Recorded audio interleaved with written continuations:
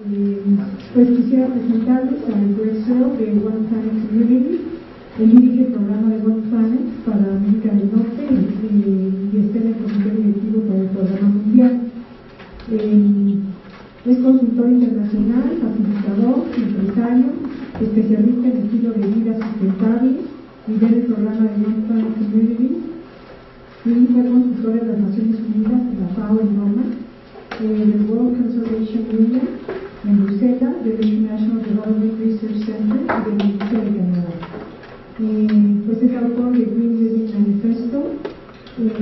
Thank you very much, Ben, for coming here, for making this effort, and for coming and talking to us about One Planet Community. We're very interested and welcome. Hi, everyone. Hi.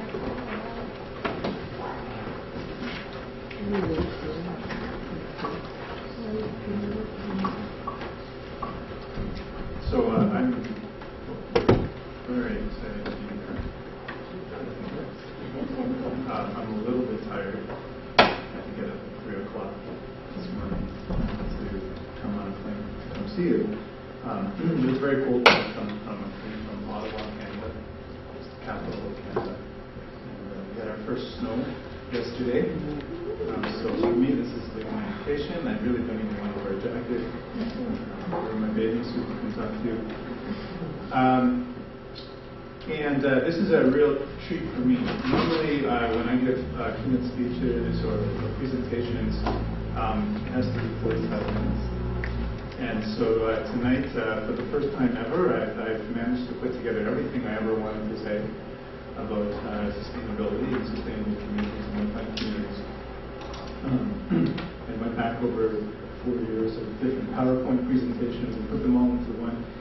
It's too much, actually. I have 170 slides tonight, so I'm going to have to skip over some of them. I didn't realize that I don't have so much content.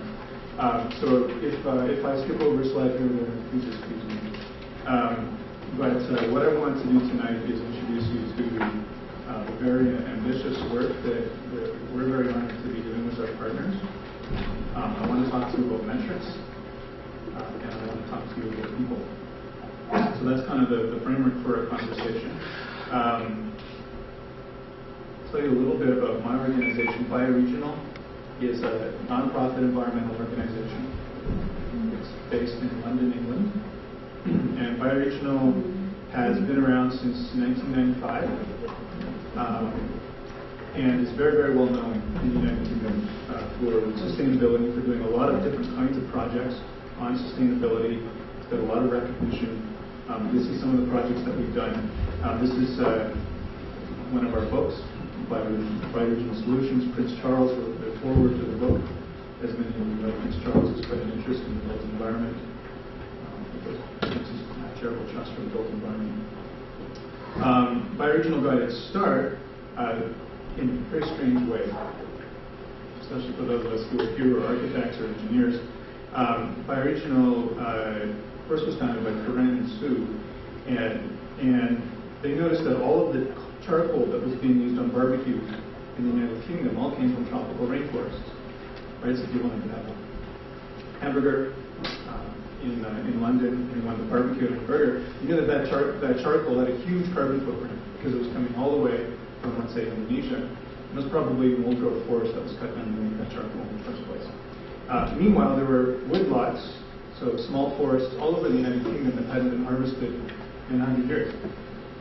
People just stopped doing that because the United Kingdom is a small island. And so Bioregional came up with this idea of using network production, so bioregional production, all over the United Kingdom, and aggregating that together in one brand and one distribution channel.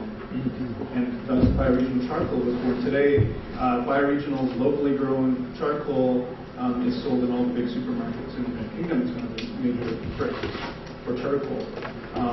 So that was our start. You know, that's just one example of how of our ethos. And our ethos, or the way that we try to work, is even though we're a nonprofit and we're an environmental organization, we try to be very entrepreneurial. There's so many services and products that we need to be sustainable in our lives, and they're not available in the marketplace. They don't exist. I mean, how many people here have ever managed to take a sustainable flight from another country? There's no such thing. Right, so we need to, and that's just one example of many, that we still haven't invented a solution, so we need to invent solutions. And so that's one example of Bioregional's done. Other things, we invented in London a paper recycling system that we call the Laundry. So this is a play on words. The idea is if you're a business, you have all your business paper that you print on, and rather than recycling it, you wash it. You send it to the laundry, and it comes back blank. So it's the same paper. It's gone in a closed loop and been recycled in a closed loop, so that essentially none of the technical nutrients from the recycling process are being lost. Very, very few. There's quite a few businesses across London that subscribe to that. We run a reclaim project in the United Kingdom, so this is where we go and we reclaim steel I-beams, doors, windows, anything from deconstruction projects that might be useful and interesting to builders. We run a purchasing group, so this is a website for home builders who want to purchase green products. And I don't know if any of you out there have gone and tried to get, say, triple glazed windows or high value insulation for your roof or whatever. It can be very expensive. So this allows home builders to aggregate their purchasing power collectively so that they can both purchase together. And the fee for membership is for the purchasers. And this allows Bioregional to have integrity. The vendors don't pay us anything, so we can be very discerning about the products that are going to be let in. And there's actually lots of other things Bioregional has done that I don't have time to get into tonight, but that's just to give you some sense of how we work. We have a consulting group, and then Bioregional North America, which is the organization that I run, is a Canadian nonprofit. We work in Canada and the United States. We would love to work in Mexico, but we haven't yet. Although we did have some interesting conversations for a little while with Loretto Bay. How many people know the Loretto Bay project? And that's enough about us. So I'm sure some other people who've talked to you have tried to set the stage in terms of carbon and climate change. But I'm going to do that too because I think it's so important, especially with the science that's come over the last year. This little photograph there, that's Bioregional's founders, Horan and Sue, and they're getting an award from the Searle Foundation. It's being given to them by the chairman of the International Panel on Climate Change. Bioregional has been an organization that's only worked on implementation for 14 years. And now we're just finally starting to work with the IPCC and policymakers to take our case studies forward. And what we've learned as we've gotten to know the different scientists from the International Panel on Climate Change, it's very, very depressing. We find climate change is happening much faster than we thought it was. That the worst case scenario that the IPCC was modeling 2 years ago is now probably the default scenario. We found that the reason for this is because we're finding that carbon stays in the atmosphere much longer than we thought. So the carbon cycle is longer. And so what this means is that we're probably looking at a 13 degrees Fahrenheit rise in temperature by the end of the century. And it's a fairly gloomy outlook. We had previously thought in climate change circles that if we could get to 450 parts per million. We're currently up here, right? So this is if anybody's seen Al Gore's movie, this is kind of the hockey stick. This is sort of progress in terms of climate change and the amount of carbon in the atmosphere in terms of parts per million over the last several years. We're currently at 387. We used to think that we were below the safe level, or that the safe level was up here at 450 parts per million, and that we still had a few years before we were going to get there. So let's get our ship in order. We now believe that we need to get back down to here, that we're actually already overshoot. So the situation is very bad in terms of climate change. And Charles Darwin once said, it's not the strongest or most intelligent species that survive, it's the ones that adapt to change.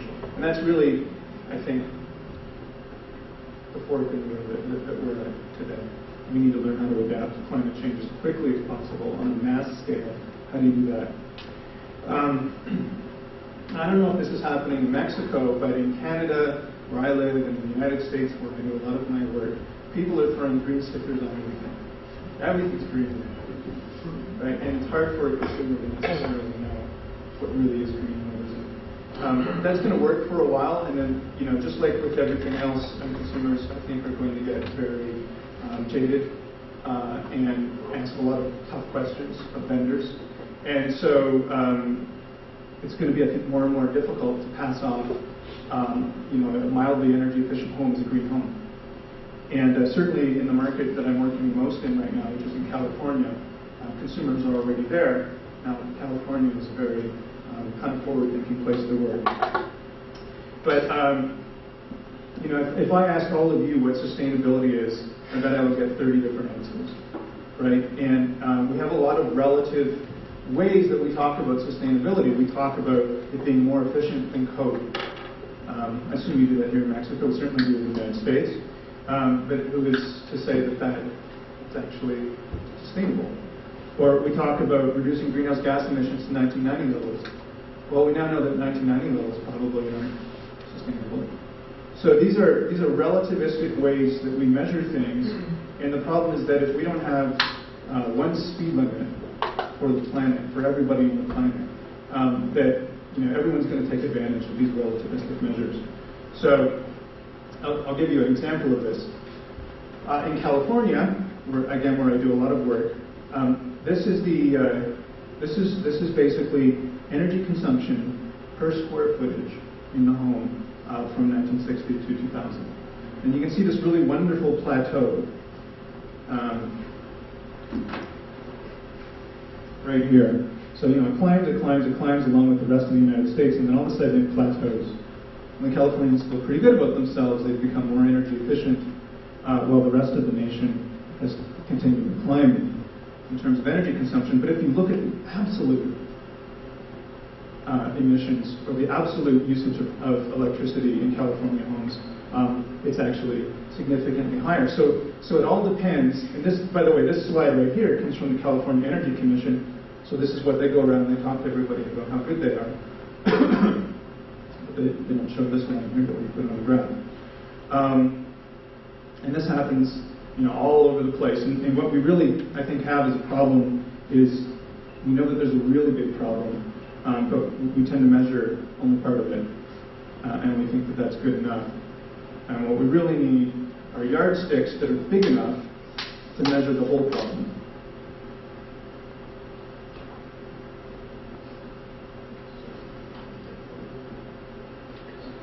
So I think that one of the most important measures for sustainability is per capita carbon footprint. Okay? We don't hear a lot about this yet, except at the highest levels of policy.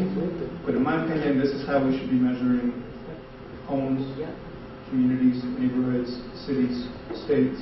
Everything should be measured on a per capita carbon footprint basis. Why is per capita important? Well, so everyone knows that historically the United States has been the largest criminal in terms of greenhouse gas emissions, right? The last 40 years, it's been by far the worst. But Americans all felt pretty good about themselves a couple of years ago when the Chinese surpassed them. So now Chinese carbon emissions or greenhouse gas emissions are higher than the United States, and Americans all kind of sit back, feel a little better about ourselves. But if you look at it on a per capita basis, per person, Americans' carbon footprint is still 8 times higher than the Chinese. So this is I think a much more important thing to look at. And when we look at the disparity between overdeveloped countries and developing countries, it's even more important. What we need to embrace is a fair share of the world's carbon footprint. And it won't be a very popular thing to do in places like the United States. The average U.S. carbon footprint is about 23 tons per person. It's actually probably quite a bit higher than that, but this is just what many of the official sources say. And remember that slide I showed you earlier, which, by the way, this right here comes from a great organization called 350.org. If you don't know about them, I would encourage you to look at their website. I mean, they're very focused on the United States, but there's a lot of good stuff there for anyone in North America. And you know, this is where we are, and this is where we somehow need to get to, even though the trend is going the other way. Well, if we take that 350 parts per million, and we look at what the safe level for the planet needs to be by 2050, and we take all the world's population, which is probably going to be like 9 to 10 billion people by 2050, we end up with 1 ton of carbon per person by 2050 as a fair share. So to put that into context, I probably put 1.5 tons of carbon in the atmosphere just to get here on my planet.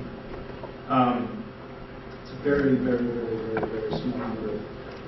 Most of us have carbon footprints which are 10 or 20 or 30 times bigger than this number that we need to get to. So how the hell do we get to 1 ton per person? I think that's one of the things that we need to look at.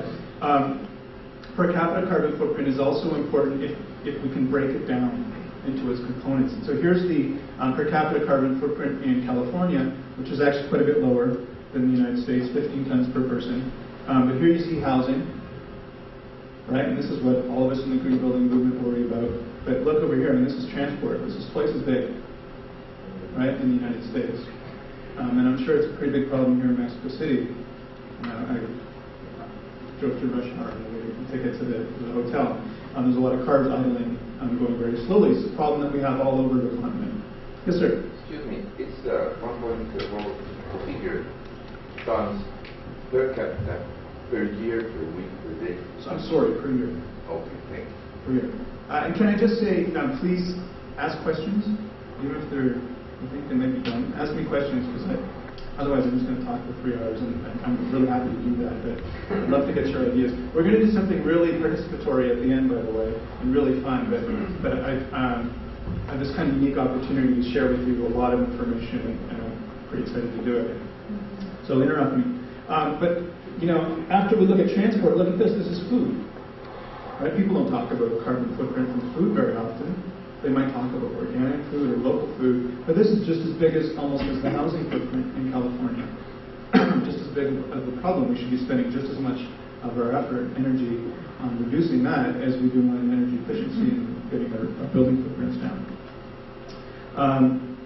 So I think it begs the question, is energy efficiency enough? Is something like LEED? You know, we talk about LEED, we talk about green, we talk about green building rating systems. In my opinion, they're fantastic for solving maybe a quarter or a fifth of the problem, but the problem is much bigger than that. And as design professionals, especially when we work at the community scale, we have the opportunity to influence deeply the way that people behave, the way that they move about a community, the kinds of things they do, and so we should be taking on, I think, a bigger chunk of the problem to try and solve.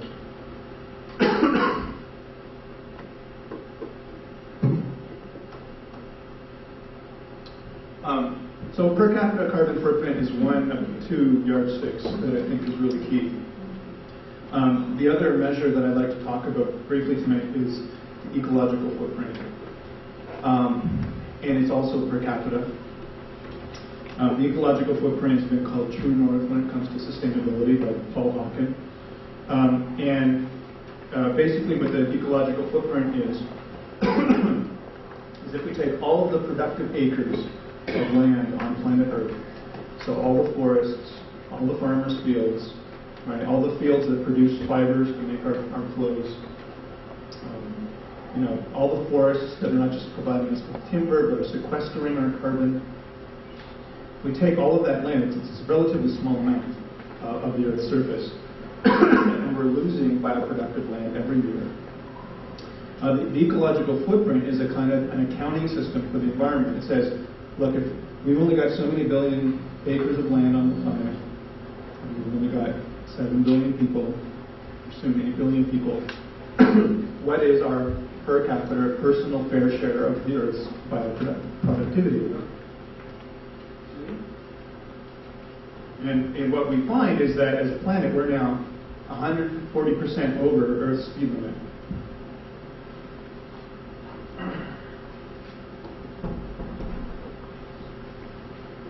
In other words, if you think about Earth as a bank account. And for hundreds of thousands of years, it's been providing us with services, cleaning our water, cleaning our air, giving us free wood. We don't have to pay for a tree to cut it down unless the landowner owns it. All of these different things essentially come to us for free, and we're not really factored into gross domestic product or into economics. But we've been essentially taking that huge reserve of capital, of natural capital, and over the last 50 years or 100 years, we've started to bankrupt it. So we're very, very quickly withdrawing from our bank account, our natural bank account, and soon we'll run out. Whether or not there's a climate change problem, we still have that problem of overconsumption. Oh, and there's the figure: 11 billion hectares of land that's bioproductive on the planet Earth. 6.5 billion people. So 1.5 hectares per person. That's your fair share. That's all the productive land that you can essentially live on. Oh, thanks. And the ecological footprint has been pretty widely adopted and used in Europe. But in North America, it's pretty new to us. Not a lot of people know about it. Let me show you a little bit of why I think it's so important. The ecological footprint breaks down, again, kind of like the carbon footprint that I showed you. This is Earth's ecological footprint. Here's our overshoot. It used to be 30%, it's now 40%. And you can see the different components: cropland, grazing land, forest land. And this huge piece right here is the amount of land that we need to sequester the carbon that we put in the atmosphere. But you'll notice that if we could stop climate change tomorrow, we could just press a button and it would just go away, that the general trend for consumption is still going up. And in 50 years, we'd all be getting back together again saying, okay, well, now we don't have enough water, we don't have enough timber, we don't have enough food. We would still be having serious problems with overconsumption. Here's an example of that. 50 years ago, here are the fish stocks on the planet, and you'll notice that absolutely none of them have been overfished. Okay? The oceans are all white, and essentially that means that even if people have been taking a lot of fish out of the oceans, that none of them have reached peak capacity and started to decline. And here we are in 1999, right? Almost all of the fisheries on the planet are now in decline. We've passed peak. They no longer provide us with as many fish as they did in the 1970s and 1980s. This is just one example of many that we could show in terms of biocapacity on the planet in decline. So here, let's break the ecological footprint down by nation. I think it's kind of interesting. If you can think about this black section as essentially, staying within the means of our bank account, and this part in the red here, that's essentially going bankrupt. So 30 or 40% bankrupt on the global average. Well, here's a few countries. There's Cuba. Cuba's below the carrying capacity of one planet. Most Cubans live within the means of one planet, within their fair share. Here's Brazil, a little bit over the carrying capacity of the planet, not too bad. I'm sorry, by the way, that I didn't have time to get a figure for Mexico. It's probably fairly comparable to Brazil. Here's the United Kingdom. So basically, if everybody lived the way people do in England, we would need 3 planets to support us. Here's where I live, 4 planets.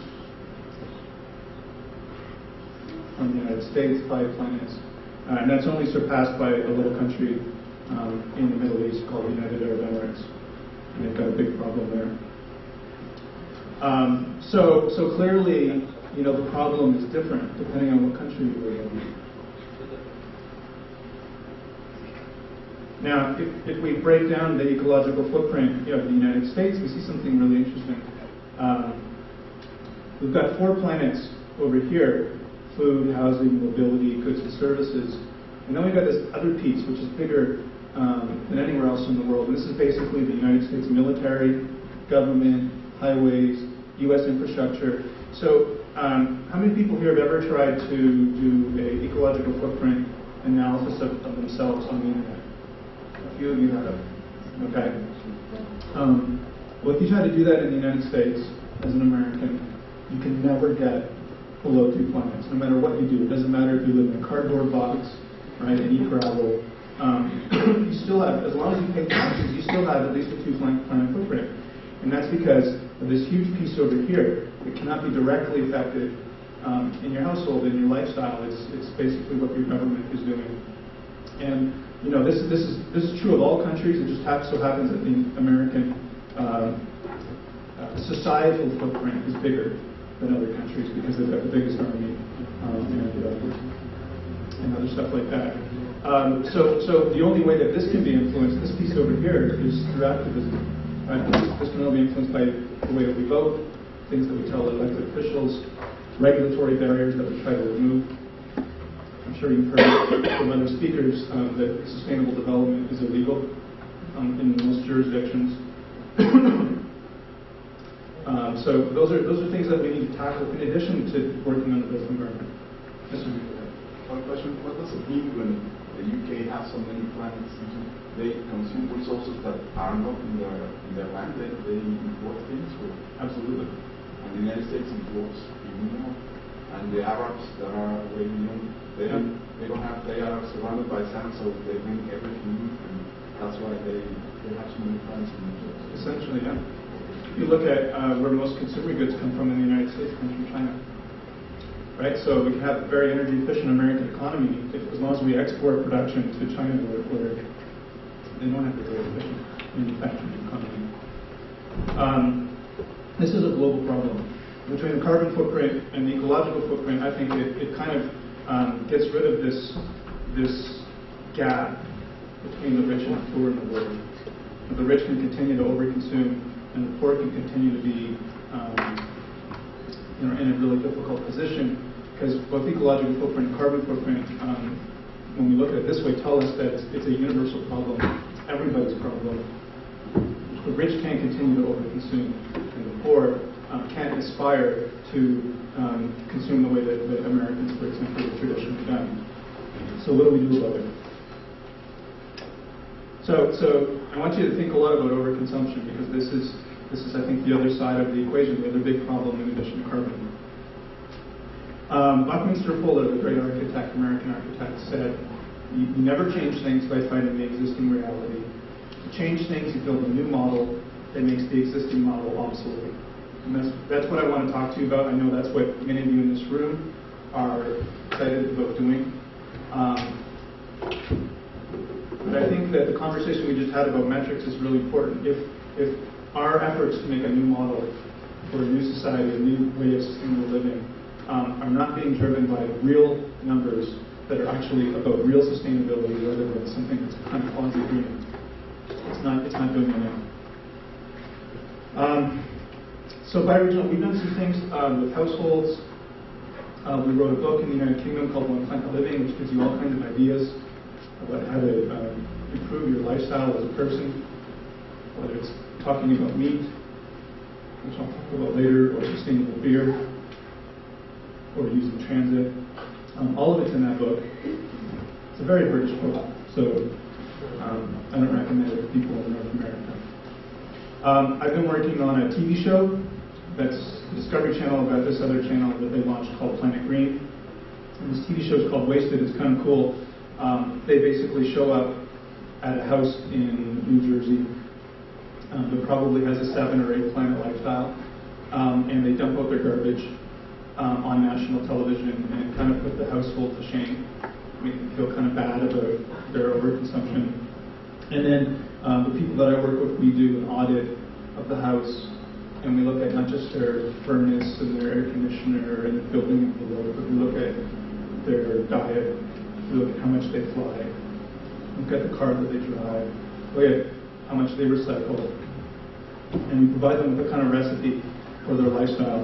And on average, households have got about 30% reduction in footprint. And I think they're pretty motivated because they're on TV, right? So I think they're trying pretty hard. And so one of the lessons that's learned there is, even if you feel like, wow, everybody in the United States is watching me, and so I'm going to change my habits and my behavior, you can still probably only get about a 30% reduction. It's not very convenient to live sustainably. I'll skip over the methodology and how we do that.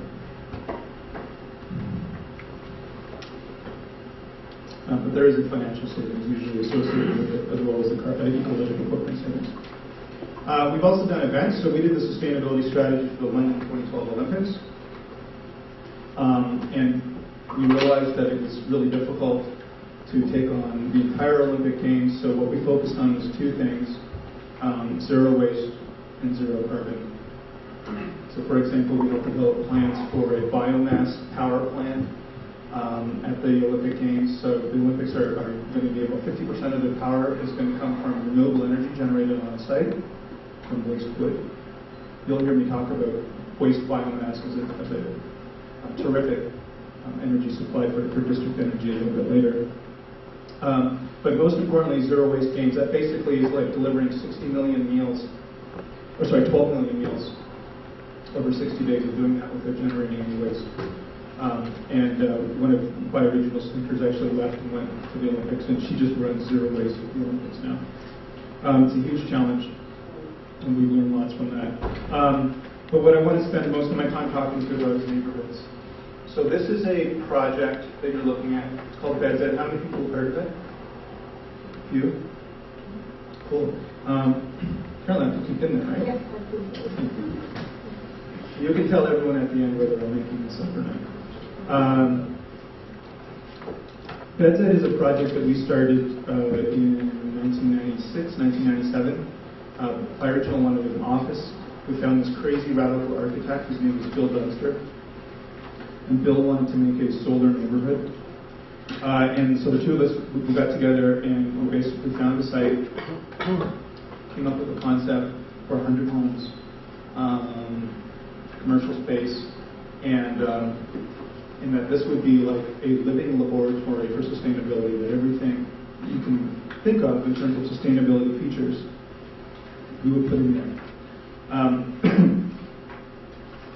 And it has been called, it was completed in 2002, it's been called perhaps the most influential of all housing projects of the century by an admittedly biased British award, but nevertheless it was a really, really big deal in England where it was built. Few facts, it's on 4 acres. About half of the homes are market rate, about a quarter of the homes are for low-income people, and about a quarter are for what are called key workers. You have key worker housing or workforce housing? So if you're a policeman, a fireman, a teacher, and you can't afford to live in the middle of the city where your job is, then the government subsidizes you.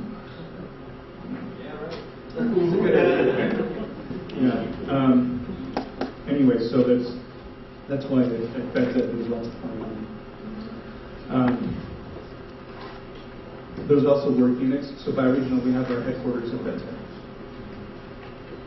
A few interesting things to point out that happened early on.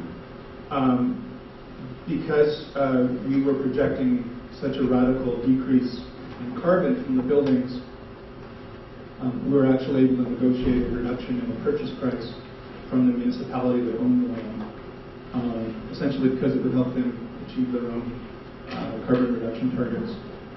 So that was one of the first times that we were aware of where a sustainability plan helped to create a capital cost savings to a developer. There was also a significant planning gain, so we got more density out of the site by looking at sustainability. And we were able to do that both on the policy side, so we got the municipality to give us more density, but also on the financial side, as you'll see, we drove down, for example, the amount of paving that was used on site, and that allowed us to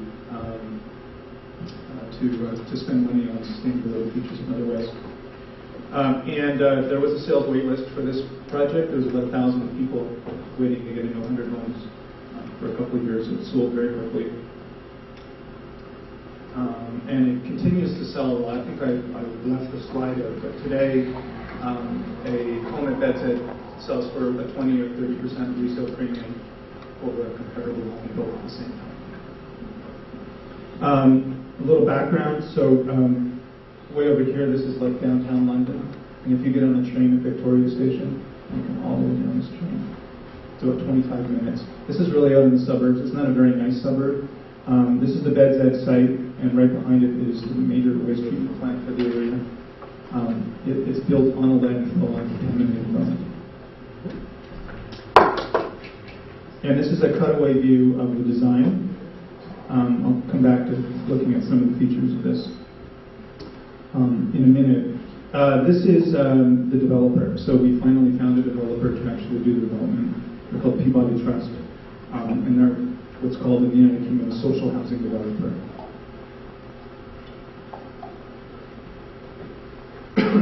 So a quick photo tour of BEDZ. These are the south-facing conservatories. So it's a passive solar architecture. I used to live in this apartment right up here on the third floor. Very, very tiny little apartment, about 300 square feet. I was a key worker. No, I wasn't subsidized, damn it. So my life in this little tiny studio, which is basically one room with a bathroom, was kind of interesting. These are the solar panels that were on my window. They're integrated into the glazing. And it turned out the architect, Bill Dunster, he continues to use PV, or photovoltaics, in glazing. Not because it's necessarily that efficient. Rooftop PV is more efficient, but it's just because people like it. And you can actually see the sustainability features, and it provides shading. So in this conservatory, it's really bright inside. Let me see if I can show you a picture of it. Oh, geez. And BEDZ means Beddington, that's the cluster satellite, isn't it? And Zero fossil energy. That was the theory, that we'd be able to use no fossil fuels. This is the conservatory. So this is essentially the solar atrium from my apartment. You can see the PV on the slope here, PV on these walls. In the winter time, when it got cold, the only way that I heated my house was to open the door to the solar space. In the summertime, it was really hot, and I never opened the door. It was cooking. That's the nature of passive solar architecture. It requires flexibility from the occupants. Back up a ways here.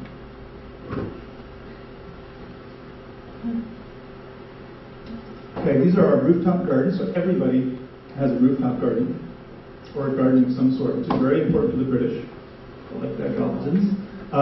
Yeah, but it was kind of interesting how we actually made it happen.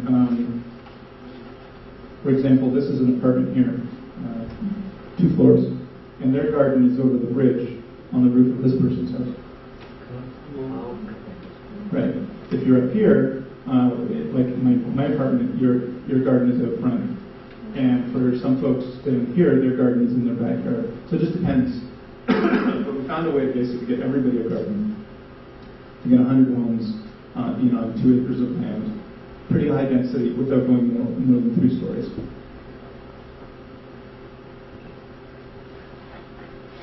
Another view of the rooftop gardens. You can also see the extensive daylighting. So a lot of daylighting in the northern exposure of the homes. Green roofs. It's actually technically brown roofs. But they turn out to be kind of cool because we've got lots of spiders up there. Some of which are rare according to biologists, and we've had a lot of birds on the roof, so it actually does have an impact. We also made a lot of mistakes at BEDZ, and I'll share some of them with you, but one of them is that we did rainwater harvesting, which is great. And we were collecting our rainwater from a few places, but one of the places we were collecting was from the roof. And then we were using that reclaimed water in our toilets, to flush our toilets. Which is, by the way, illegal in California, but it's legal in England. But we wanted to be really sustainable, so we were using fertilizer from chickens, chicken excrement, as the fertilizer on the roof. But E. coli from the chicken manure was getting into our reclaimed rainwater, so the health inspector came around one time and found E. coli in the toilets. So a lesson learned: don't ever mix rainwater harvesting with green roofs. Keep them separate. You can do both, but don't collect your rainwater from the neighbor. Of course, the most prominent thing about BEDZ are these things, these wind towels. You either love them or you hate them. A lot of people love them. The local people actually don't like them. So one of the things that we did at BEDZ is we kind of created a spaceship. I don't have any pictures of the surrounding neighborhood, but it's pretty boring. and Beds Ed is crazy funky. And the local people kind of feel like it's not part of their community. Right, so there's no connection, there's not as much connection as we want between the surrounding typical suburban tract homes and this project. And these wind kennels are part of the problem. However, they work really good. This is the first generation. They've now gotten quite a bit smaller in size. And basically what they do is it's just that there's no kind of mechanical system, there's no active ventilation. It just uses suction. So if I back up my screen here, show you the design of the homes. You notice that it's kind of like the shape of a wing on an airplane. It increases airflow over the surface of the building. And basically, they turn into the wind. And as the wind passes over the cowl, it creates suction behind it. Suction pulls stale air out of the bathroom and out of the kitchen. and you're then able to insert clean air into living spaces like bedrooms. So that passive ventilation works really well. Here's just like a quick overview of sustainability features of the project. So it's passive solar, it's built to be thermally massive, so we use an awful lot of concrete in the design. And the concrete, as you probably know about passive architecture, stores the energy. Very high performance building envelope by British standards, over insulated essentially, triple glazing on the north sides. The commercial units are all on the north sides, so as they overheat, they tend to overheat on the side of the buildings that's coolest, and their heat can be dissipated out into the residential units. Passive ventilation I just talked about, green roofs we talked about. In these cisterns under the development here, you can see the rainwater harvesting. And we're actually doing two things. Rainwater harvesting, and as well we did gray water and black water treatment right on site. And what we learned from that is you get too much water. So we basically ended up taking a bunch of our carefully harvested rainwater, carefully treated gray water, and just putting it into the sewer because we had too much. So Beds Ed is what we think of as the first generation sustainable community. A lot of developers who are out there right now starting their own projects for the first time are going to make mistakes like this. And part of what we feel our role in the world is to share lessons learned and best practices from what worked and what didn't work at Beds Ed.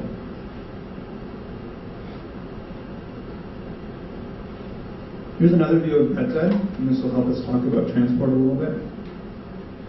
So we managed to get a 50% reduction in car ownership at the site through social programming. So I'll talk more about that later. Vehicle miles traveled down 65%. But it's underparked. So I don't know if you talk about parking ratios at all. So there's 8 parking spaces to 10 homes at Beds Ed. And we're getting parking spaces donated back to the community every year. So the ratio is actually going down. It'll be 0.7 soon. And we take the parking spaces that come up for free and turn them into spots for bicycles or for recycling bins. When I talk to developers, I spend a lot of time talking about parking and essentially, them loading all of their parking into phase 1 and not necessarily planning for parking in phase 2 and phase 3, hoping that we're going to change the lifestyles of people as we move into phase 2 and phase 3. And as well, looking at those existing parking spaces having a future use, which is not parking. At least some of them, turning them back into storage space or other uses in the long term. I'm sorry. This was VMT? I'm sorry. I'm going to use probably lots of acronyms, so just ask me. Vehicle miles traveled. Vehicle miles traveled. So that essentially just means how much you drive every day. Typically it's measured on an annual basis. We put in 40 electric car charging stations throughout the site. This was back in 2002. Nobody ever used them except the architect, who actually has a solar car, electric car. But if we did this today, we think that it would probably make more sense, particularly in London, where they've actually, as a policy, they've instituted instituted a congestion charge. There's an incentive for you to drive an electric car. But back in 2002, this didn't make sense. And if there's no regulatory framework in place, or not a lot of people are buying electric cars, I wouldn't recommend that you do this yet. You can plan for it for the future. As I mentioned, we managed to significantly reduce capital costs by putting in a lot less paving. So your typical development, right, would have every home would have a driveway. Every home would be in front of a street, maybe 60 feet wide. Instead, the only paving on the site is really around the perimeter. That's where all the parking spaces are. And in the center, we have this thing called a home zone, or the Dutch have really perfected this. They call it the Woonerf, W-O-O-N-E-R-F, right? And it's basically a traffic calm paved area for people to walk around. Children play in it all the time. It's the space between the houses. But if you've got your car loaded with a lot of groceries, you can still quietly, slowly drive your car in here, which normally you wouldn't do, but occasionally, maybe once a week, you do unload the groceries and drive back up the park. The home zones have been hugely effective, and I'm now working on a project in Montreal, for example, that's completely adopting the Wooner or home zone approach for its design. 100% of the structural steel on site was reclaimed from an old railway station. 52% of materials came from within 35 miles, which is a lot.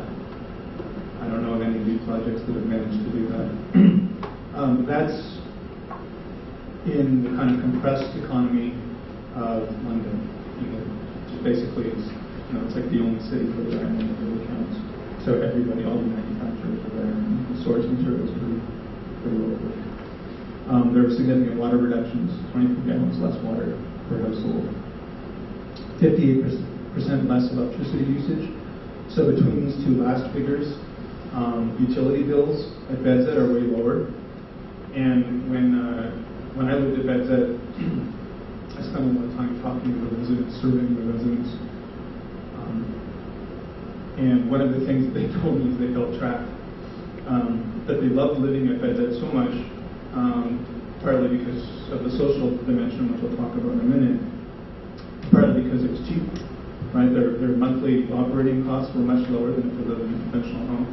They felt like they couldn't leave because of all the benefits that they had. There was nowhere else that they could go to live that would provide them with the same benefits. Talked about the 20% resale premium. We ended up saving about 5 tons of carbon per person. That's it. Let me tell you a little bit about some of the strategies.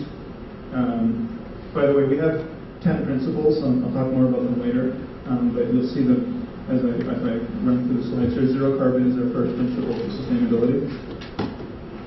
So 108 kilowatts of photovoltaics contribute something I think is about 20% of our renewable power on site.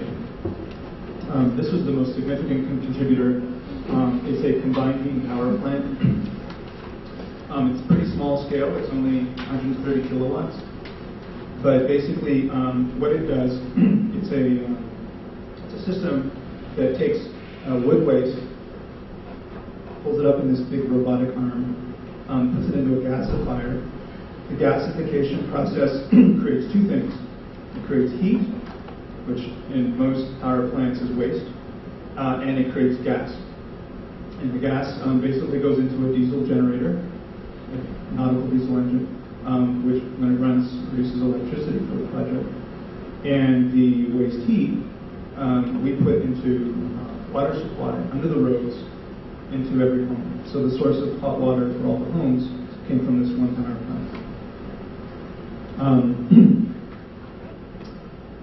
And there was no supply of wood chips from a waste source in London, so we invented one. We went to the neighboring municipality, which was only 3 miles away, and we got them to take all of their trees that were on their streets and turn them into the first certified, FSC certified urban forest. FSC is the Forest Stewardship Council. We got a grant, set up a chipping station, and basically started shipping all the waste wood from that region. Today that shipping yard continues to run, makes about 15,000 tons of wood chip a year. A lot of other real estate developers have adopted combined heat and power from waste wood in their own buildings. In fact, in some jurisdictions in the UK, it's actually mandated. You have to supply some of your power in a multifamily home, sorry, in a multifamily building from combined heat and power. So this applies a lot of different renewable energy power plants throughout London. Combined heat and power is virtually unheard of in North America. Basically pioneered by the Swedes, used all over Europe, extensively, of course, in Scandinavia and Western Europe. The British use it a lot, and there are almost no case studies in North America that combine heat and power. There is one, and most Americans don't know about it, so I'd like to talk about it a little bit as a tangent, just because it's so special and important. St. Paul, Minneapolis, an American city, I don't remember exactly how many people, but it's over 1 million. Their power plant for their city basically used to run on coal, and they converted it over to the Swedish technology.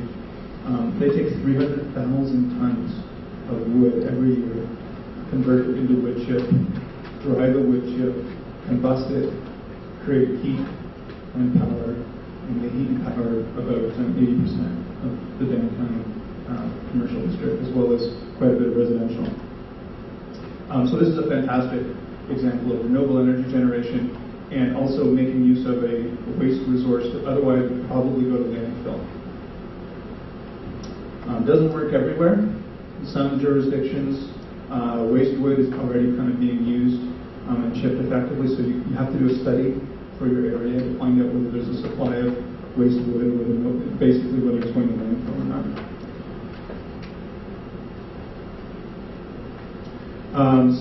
A few things didn't work with the combined heat and power plant. The first thing is that basically combined heat and power has been, a few things didn't work with the BEDZ combined heat and power plant. Most CHPs are successful in campus scale implementations or for large industrial uses. And they tend to be at least provide a gigawatt of power or more.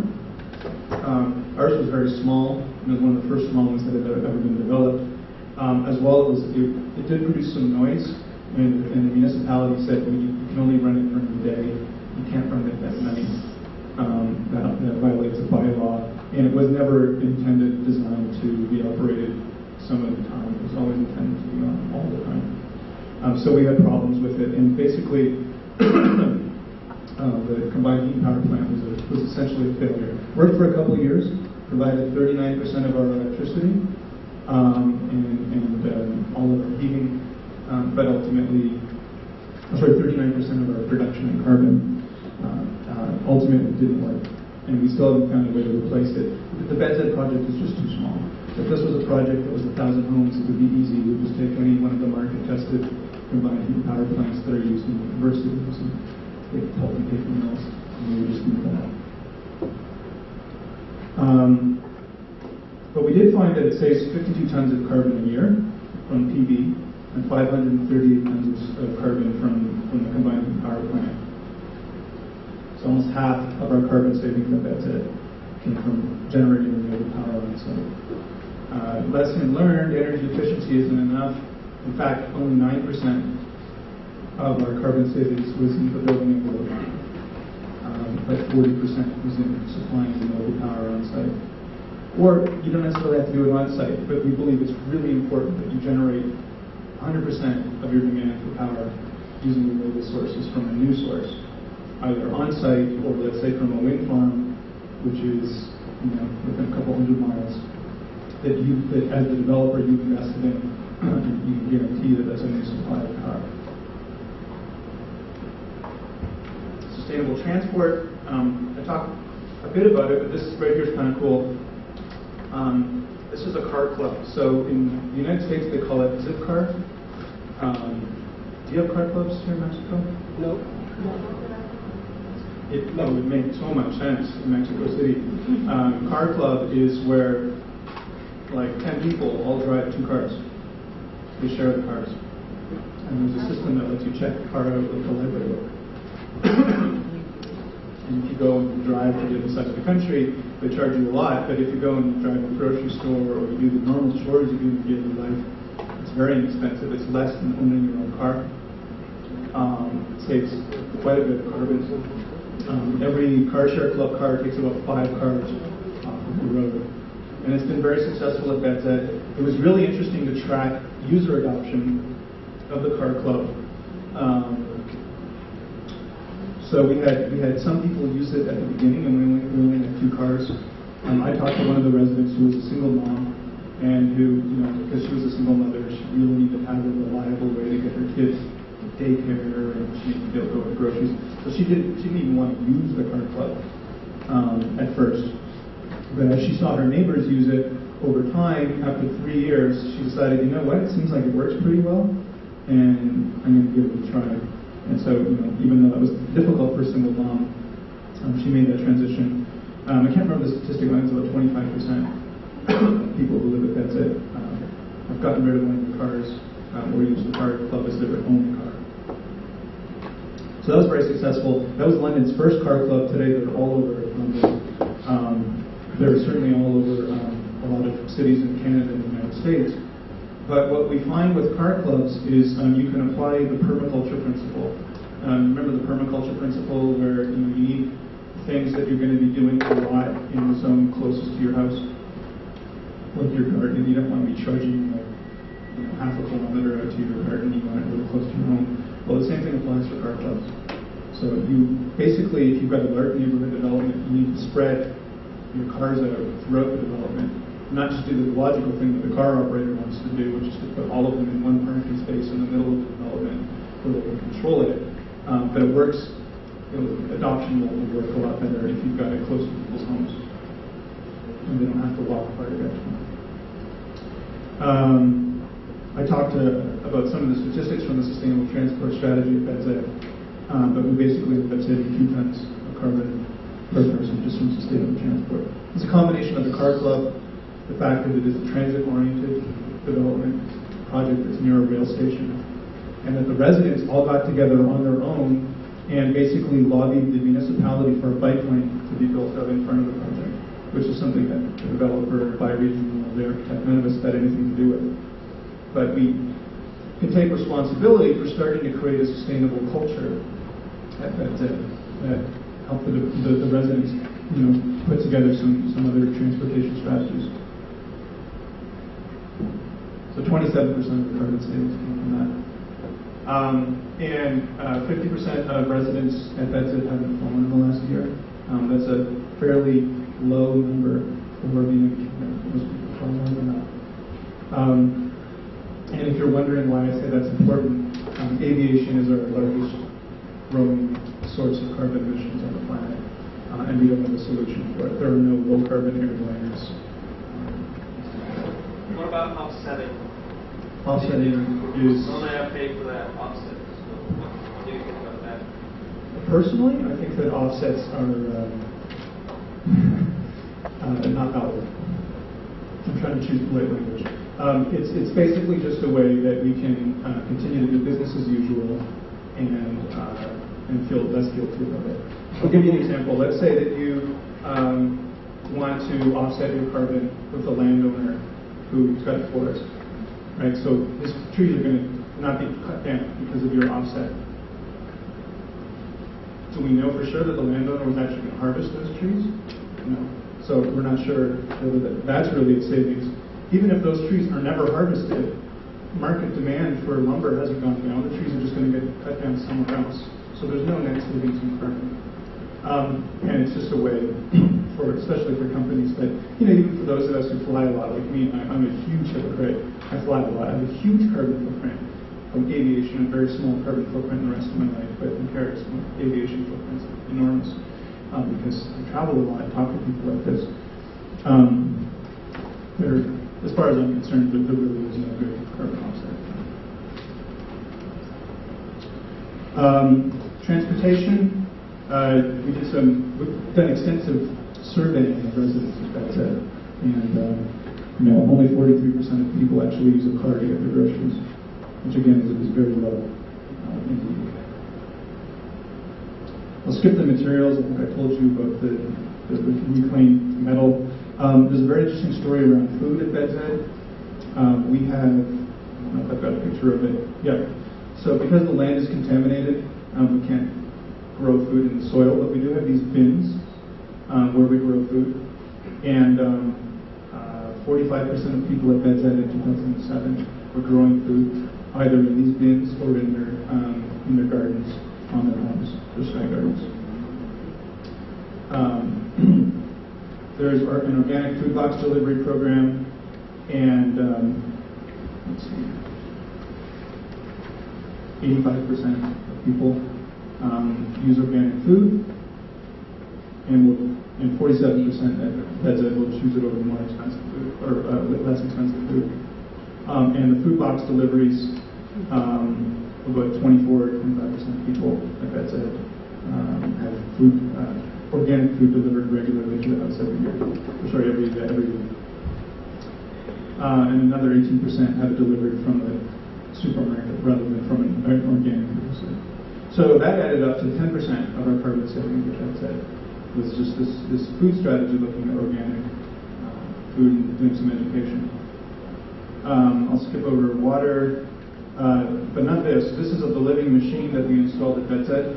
How many people heard of living machines? Coran, one of the founders of Bioregional, he calls it eco-bling.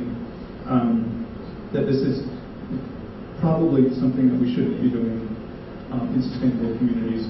It turns out every study in the United Kingdom has found that carbon terms, it's more expensive to treat your wastewater on site using some eco-friendly system like the living machine than it is to just put it in the sewer and send it to a waste treatment plant.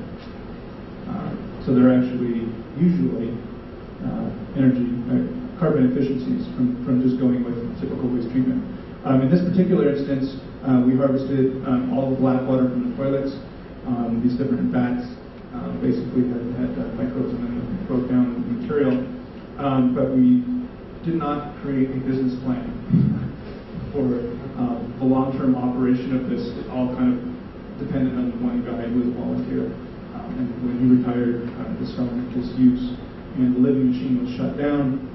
To replace it, the water utility has now put in place an experimental biomembrane reactor.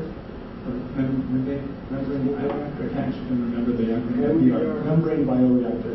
This is what is used on big yachts and cruise ships to basically take the waste from the large population of people on the ship and turn it into water, which is essentially not quite drinking water, but can be put back in the ocean. It's a very interesting technology. A lot of developers are looking at it now for on-site treatment. We tend not to advocate on-site black water treatment. Gray water, of course, but not black water.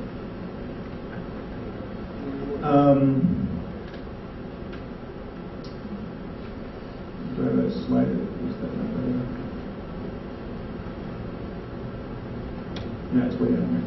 So carbon savings at BedZed, when you break it down, here's the combined power plant when it worked. But when you add up all of the sustainable lifestyle strategies that we did, it's even bigger. 42% of our carbon savings at BedZed was from people changing their habits. And that was remarkable to us. We had not expected that. And that led us to the conclusion that we need to spend at least as much effort on people and on behavior change as we do on buildings and infrastructure and the spaces between buildings. Let me go back up a little bit and talk to you about the lifestyles program at BedZed.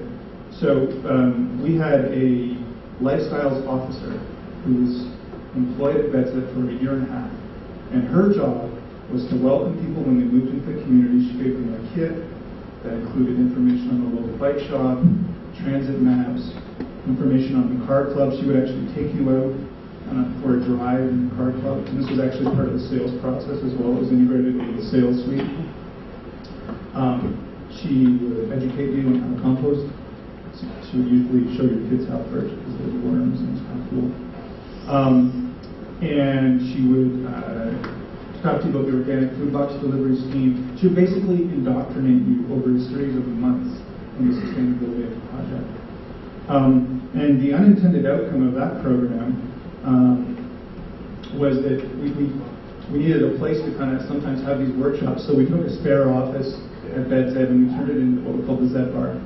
And it was right in the middle of the community and had glass, so when people walked by with their grocery bags or with their kids, they could see in. And this became a pub. This became a place where people would drink beer almost every night. And the neighbors all got to know each other really well, and this became the center of the community.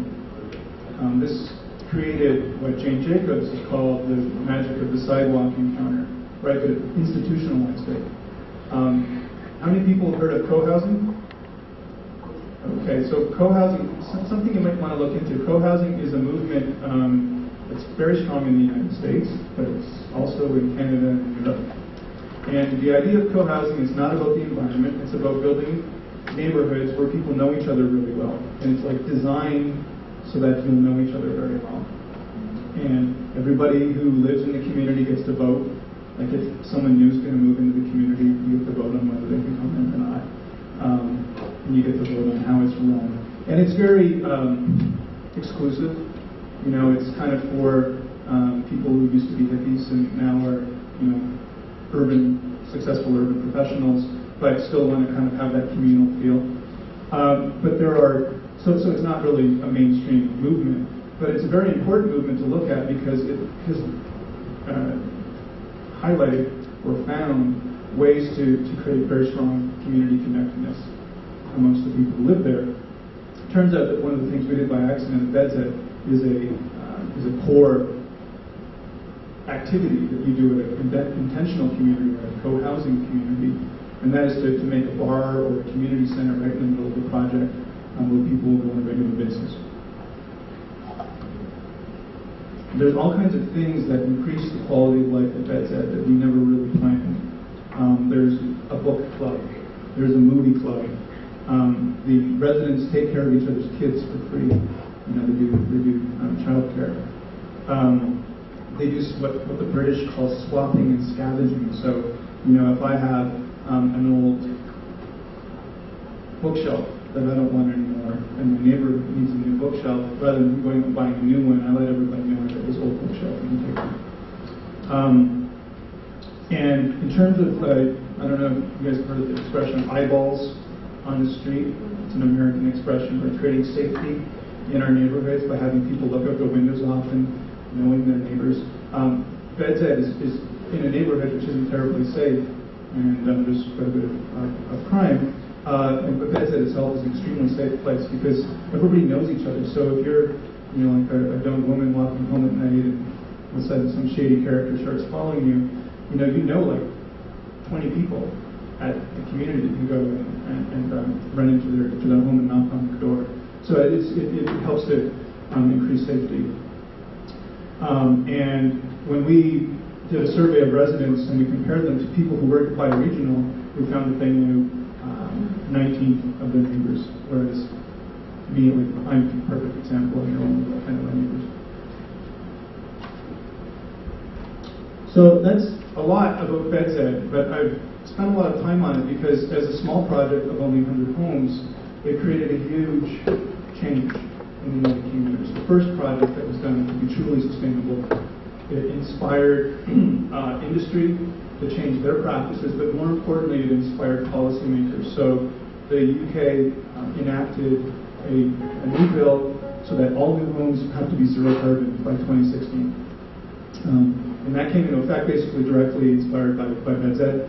The mayor of London also said, hey, you know, this is such a good idea. I'm going to do a project like BedZ in every borough of London. There's over 30 boroughs of London. So we had a third party come in and audit us. They're called the Stockholm Environment Institute. We said, hey, what is the ecological footprint of people at BedZ? We're saving 5 tons of carbon. We feel pretty good about that. But how do we stack up against the fact that if everybody lived the way the British do, we need 3 planets to support us? Do we have a 3-planet lifestyle at BedZ? And what we found is that people who live at BedZ have a 1-planet lifestyle if they never, ever leave the property. right? You can be really truly sustainable, but you can't go to school, you can't eat from a grocery store, you can't go to work. You got to do all those things outside. And this is because the ecological footprint and the power and energy efficiency of the services that we rely on in our households wasn't sustainable. So that led us to the conclusion that we need to do projects that are large scale, where we can provide a one-planet grocery store, a one-planet school, or a one-planet office, and have all of that within a 5-minute walk of your home, so that we don't need to ever get in the car. And then I showed you this slide. We also learned that sustainable lifestyles were happening.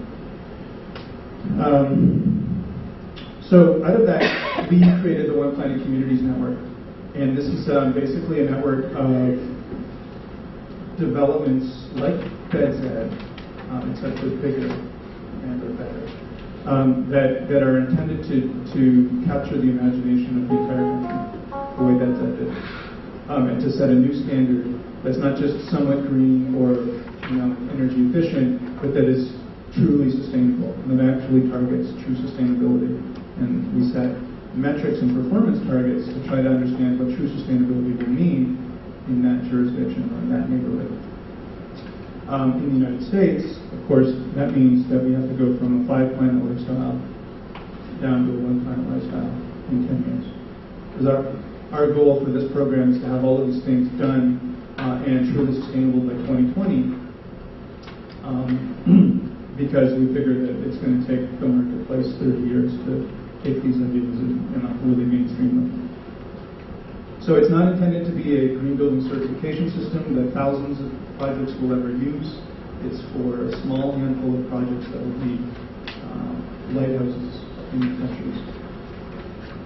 And there are 4 currently official One Planet communities around the globe, and then there are maybe 6 or 7 projects which are emerging. What's our time? I'm just kind of curious how much time. Okay. So I'm going to speed through my next set of slides because I put a lot in, and I just want to give you an overview of some of the projects. And then what we're going to do is take a break. And when we come back from the break, I'm going to take you into a detailed case study from our California project. Skip that. This is a really cool project in the United Kingdom. It's about 700 homes, and it is a regeneration scheme in Middlesbrough. Middlesbrough is kind of the Pittsburgh of the United Kingdom. It's an industrial city where they used to do a lot of manufacturing. And basically, the economy went really downhill. And today it's a city where there's a lot of crime, a lot of people are unemployed, and there's not a lot of hope. And this particular project took an old industrial site on the harbor and tried to create the most exciting place to be in the city.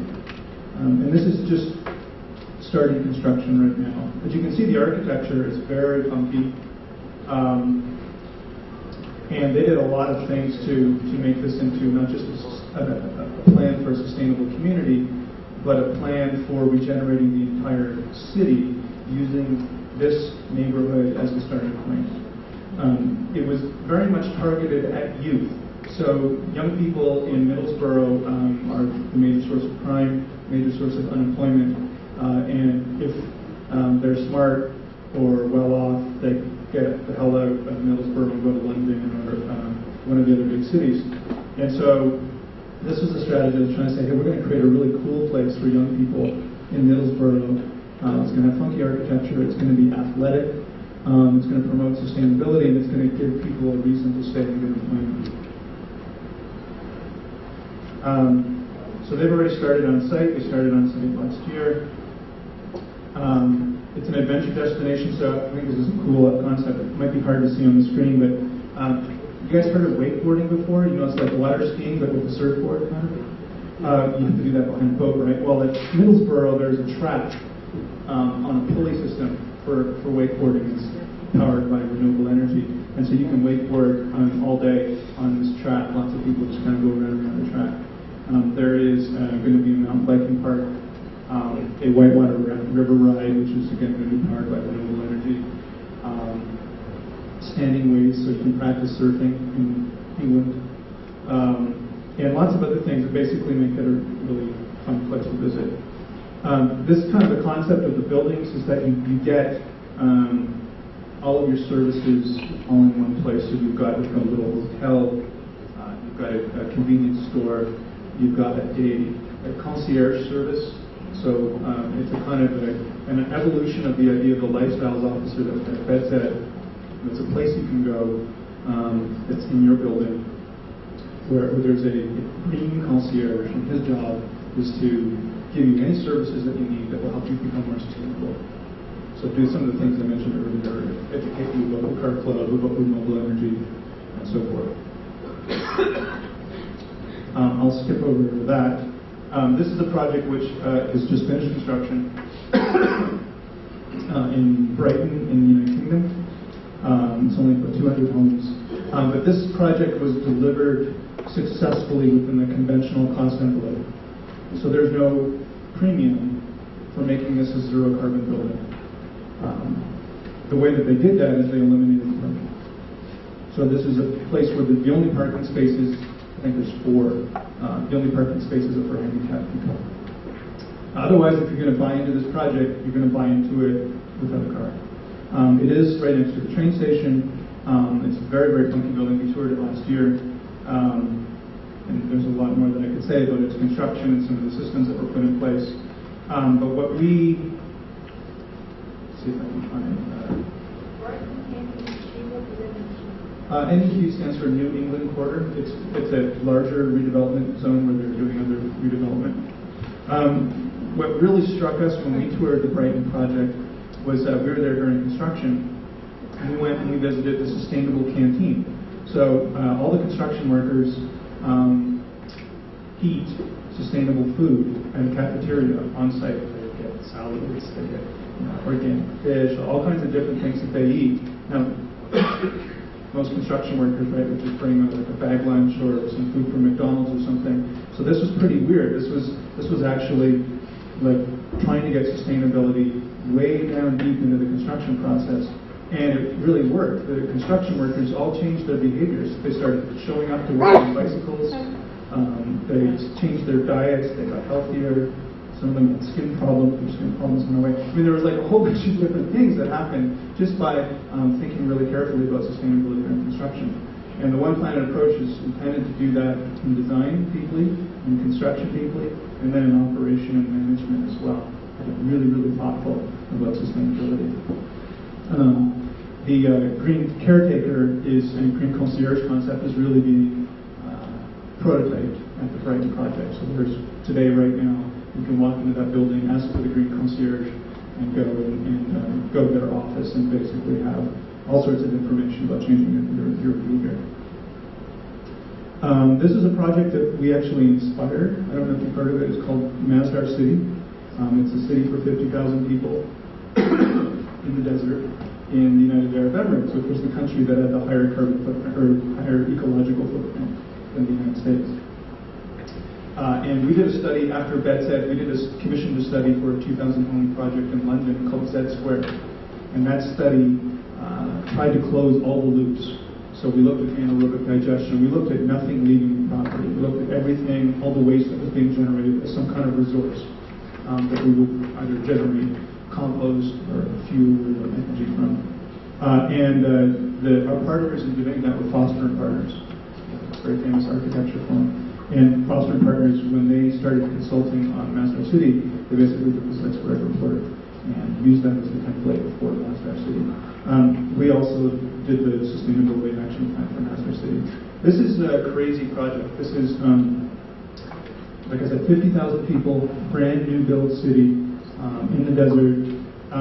It's designed to be like a traditional Arab walled city.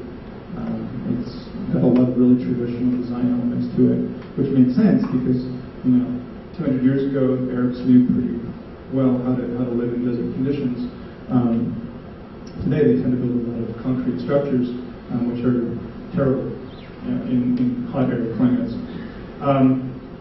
This project is basically covered all over with photovoltaics, so 130 megawatts of PV, of photovoltaics. And that's enough power, not just to provide renewable power for the entire community, but to actually offset on-site all of the embodied carbon in all of the construction materials from the plant. That's the first time we're aware of that a project is able to offset their embodied carbon on-site in their own offset, if you will. There are inherent problems with this project. It's being built very, very quickly, and I doubt that it will be held up as a lighthouse example of sustainability in 15 years. But that's not because it's... Excuse me. Just I have a question. I've heard that all the concrete that is being used in the process of building this Mata City is produced in California. So I've heard that. I don't know if it's true. It could be true. But that's what they said. Okay, we have 0 emissions, but we're buying our concrete in California. They are tracking embodied carbon, so at least they're keeping track of it. I think that the problem with this project is the government saying build it really, really fast. And so as the sustainability plans come out, it's really hard for the builders to keep up with the sustainability planning. But one of the things that we've done is, I'm going to show you in the latter half of our class a steel frame solution, which we're using in California, which way outperforms concrete. And basically, we're now negotiating with them to do a pilot project to use steel frame rather than concrete at their site, and that would be done in a local factory, solar-powered factory that would create local jobs. So I think that the problem with Masdar City is you're going to hear about things like that, and that their sustainability strategy is going to take a while to catch up with construction on the ground.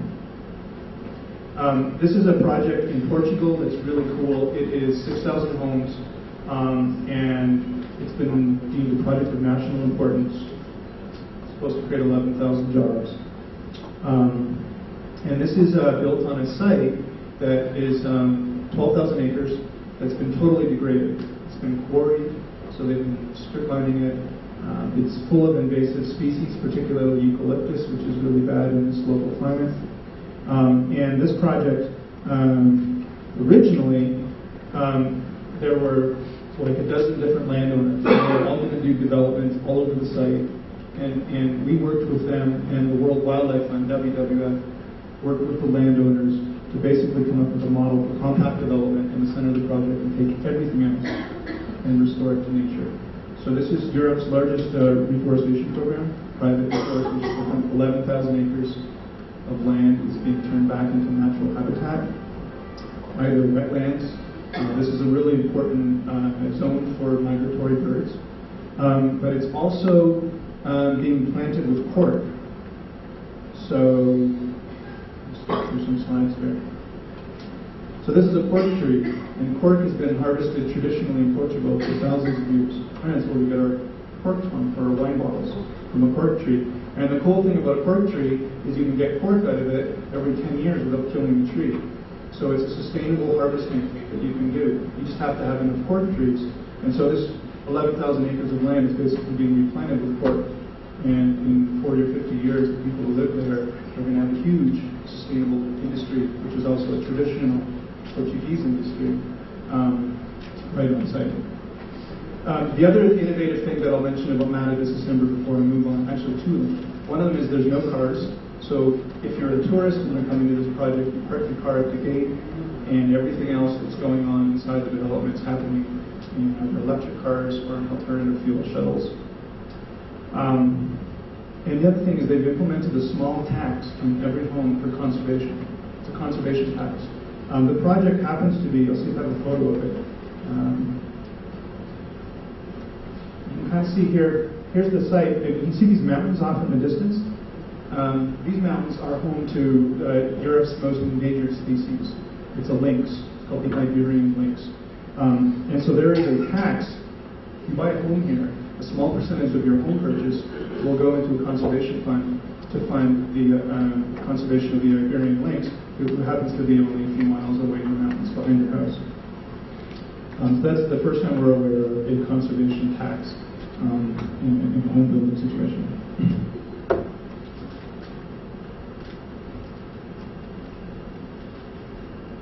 I am doing a project in Montreal that I'm pretty proud of. I don't know if I can show you the master plan for that.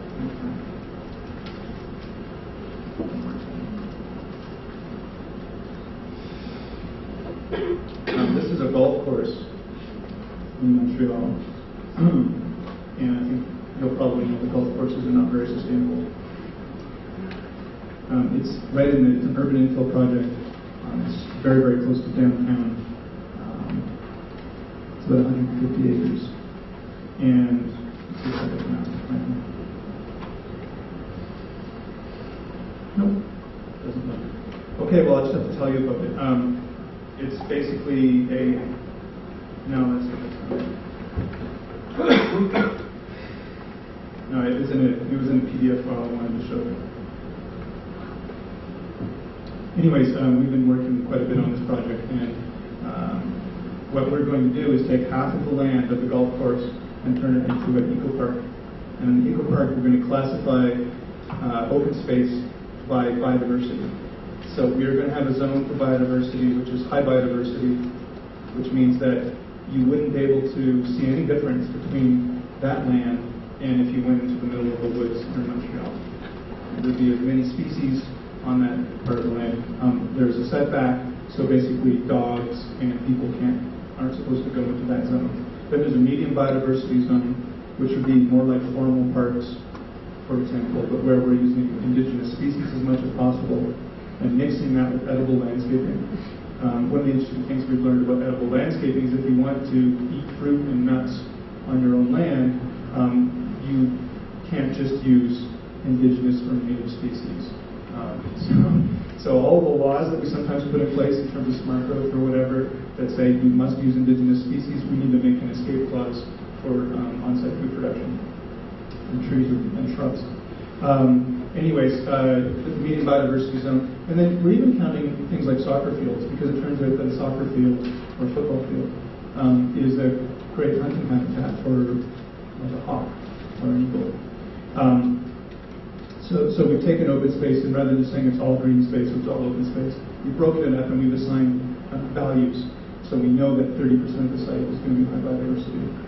And this is a private golf course right now. We're basically going to turn this into a park for the entire community, not just for the people who live here, but for all the surrounding neighborhoods. There's going to be about 2,000 homes in a very high-density development. I think I mentioned to you that they're using the lunar, the home zone concept extensively in the project. This is just an illustration of the facilitated workshop that we ran. And tomorrow, I'm actually going to take those of you who are part of the Diplomado program through a workshop that's just like this, where we basically will develop a sustainability action plan for a site using all these 10 principles. Another project that we worked on, we were part of the development team. We won the bid, and then the deal fell apart between the developer and the mayor. But this is in Washington, D.C. And here's the site. It's in a very depressed part of D.C., but it is on a metro station. It's called Poplar Point. And our design called for preserving about 40% of the site, turning it into a huge park. And we basically put this preserve in here. At first, it was really hard to convince the real estate developer to do this much conservation on site. But what we found is that we actually could get higher real estate values for all the homes that look out onto the site if we could maximize the density all around the rim of this preserve. So economically, it actually made a lot of sense to do a large conservation component right in the middle of the city in this project in Washington, D.C. This also proposed to have a large combined power plant on site. That is the design for the project. Unfortunately, it's not going ahead. But we found that if that project was being built to LEED Silver, which is the standard that the city has rolled out, all new buildings, multifamily buildings, government buildings have to be LEED Silver, it would still be putting 140,000 tons of carbon into the atmosphere every year, because unfortunately, the power supply in Washington, D.C. is about 90% coal. Energy efficiency efforts are way out of step with where we really need to be truly sustainable. We prepared a portfolio of renewable energy options for that project, which include wind, biomass, ground source heat pumps, solar district hot water, and so forth. This is a project that we are currently bidding on with a developer in Washington, D.C. And then again, it's got a really cool district energy power plant. This one's 65 megawatts. And the fuel stock that we identified for the power plant comes from a waste treatment plant. So I don't know if you know very much about waste treatment plants, but they create two kinds of solids after essentially human excrement and waste has gone into the waste treatment plant. One is called Class A and one is called Class B. And in Class B biosolids, what you do with that stuff is you take it out to a farmer's field and you put it on a farmer's field. And the farmer gets fertilizer essentially from it. In this case, the waste treatment plant is about 3 miles away from the project, and they take all of their biosolids, all of their waste product, and they ship it about 100 miles out to put it on farmers' fields, way out of the countryside.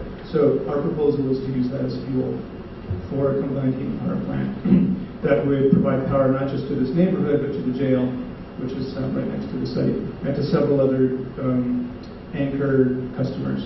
So the great thing about district energy is if you've got a real estate developer who's got some land as part of a project like this, you can propose a combined heat and power plant, and it will make sense financially because A, you've got a captive marketplace in terms of your own residence and commercial and office and retail.